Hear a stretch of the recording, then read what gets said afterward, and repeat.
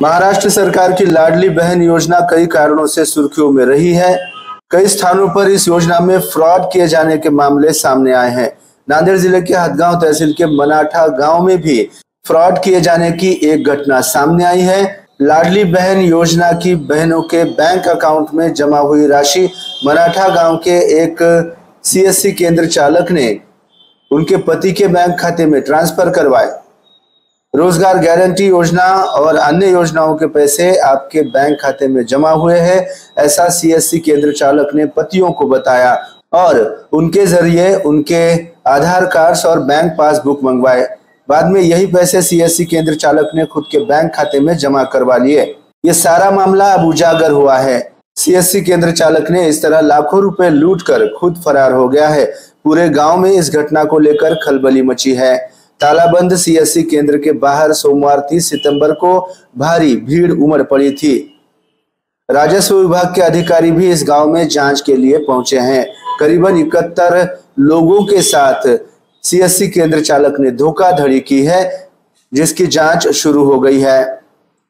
लगभग 3,19,500 रुपयों का सीएससी चालक ने चूना लगाया है, ऐसा प्राथमिक अनुमान है। ऐसी जानकारी सीएससी चालक के जाल में फंसे कुछ लोगों ने एमसीएन हिंदी न्यूज को दी। समोरचा माणूस आमच्या पैसे आला आणि इरीसाठी डॉक्युमेंट मागितले आणि आम्हाला सांगितलं तुमची डायरेक्ट केवायसी आहे का, स्कॉलरशिप अकाउंट आहेत का, तर आम्ही सांगितलं हो। तर त्यांनी आमचे डॉक्युमेंट घेतले इरीसाठी आणि म्हणले की महिन्याला पैसे पडतात। नंतर पैसे उचलून दिल्यानं आम्हाला माहीत झाले की हे पैसे इरीचे नाहीत आणि लाडक्या बहिणीचे आहेत। बँकेत गेलो तो स्कॉलरशिप चेक करायला, तर नंतर त्या मॅनेजर साहेबांना सांगितले की हे लाडक्या बहिणीचे पैसे आहेत आणि त्यांनी आमचं आधार कार्ड एडिट करून दुसऱ्याच्या जागी टाकून हे पैसे टाकले। सीसी केंद्रावर मी गेलो होतो सकाळी।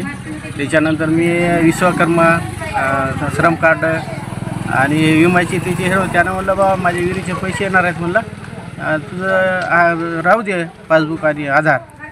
त्याच्यानंतर मी म्हणलं बरं ठीक आहे बा। आल्या पैसे आल्याच्या नंतर त्यानं आज आले की लगेच सकाळी मला पैसे आलेत, मला उचलून दे। त्याला लगेच तिचं उचलून दिले मी पैसे।